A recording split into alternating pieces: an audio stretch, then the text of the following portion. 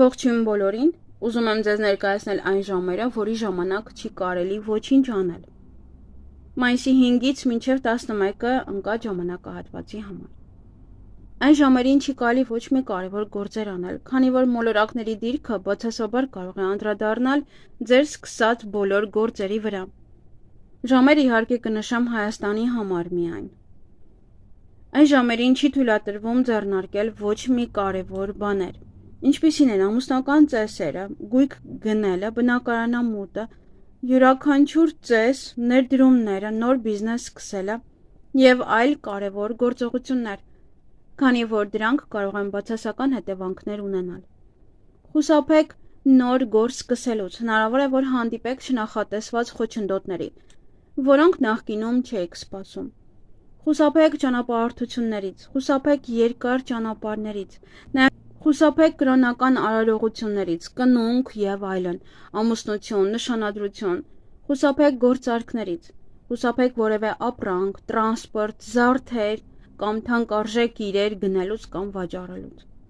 Այս ընթացքում կատարված գործարքները կարող են հանգեցնել չնախատեսված կորուստների և խնդիրների։ Եթե դուք արդեն իսկ սկսել եք աշխատել, ապա երբ գա այդ ժամը, երբ որ ես կնշեմ, մի դադարեցրեք ձեր աշխատանքը, այդ դեպքում ձեզ չի խանգարի այդ ժամը։ Եվ առհասարակ գոյություն ունեն 1 տարվա օրացույց, ովքեր որ ցանկանում են ձեռք բերել, կարող եք գրել admin-ին։ Եվ այսպիսով հիմա կնշեմ այն ժամերը միայն Հայաստանի համար։ Մայիսի 5-ին, երկուշաբթի օրը, ժամը 07:42-ից մինչև 09:27։ Մայիսի 6-ին, երեքշաբթի օրը, ժամը 16:30-ից մինչև 18:16։ Մայիսի 7-ին, չորեքշաբթի օրը, ժամը 12:58-ից մինչև 14:44։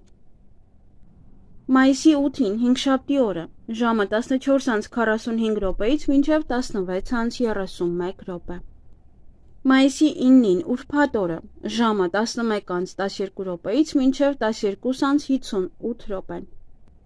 Մայիսի 10-ին, շաբաթ օրը, ժամը 09:24-ից մինչև 11:11։ Եվ մայիսի 11-ին, կիրակի օրը, ժամը 18:19-ից մինչև 20:06։ Այսքանը սիրելիներս, մի օգտագործեք այս ժամերը, իօգուտ իհարկե ձեզ, որովհետև այս ժամերին կատարված յուրաքանչյուր գործ ինքը անհաջողության է մատնվելու։ Դրա համար լավ կլինի ընդամենը օրվա ընթացքում 1-ից 1.5 ժամ է ընդամենը կարող եք դիմանալ։ Ավելի լավ է այս պահին դիմանաք, քան այդ կատարված գործը հետո անընդհատ ուղեք և ուղեք։ Եվ արդեն իսկ ամսի 4-ից, մայիսի 4-ից Պլուտոնը լինելու հետադարձ և շատ գործեր, շատ հարցեր կարող են կրկին վերանայվել, հատկապես ջրհոսներին եմ ուզում ասել, որ ձեզ մոտ երբ որ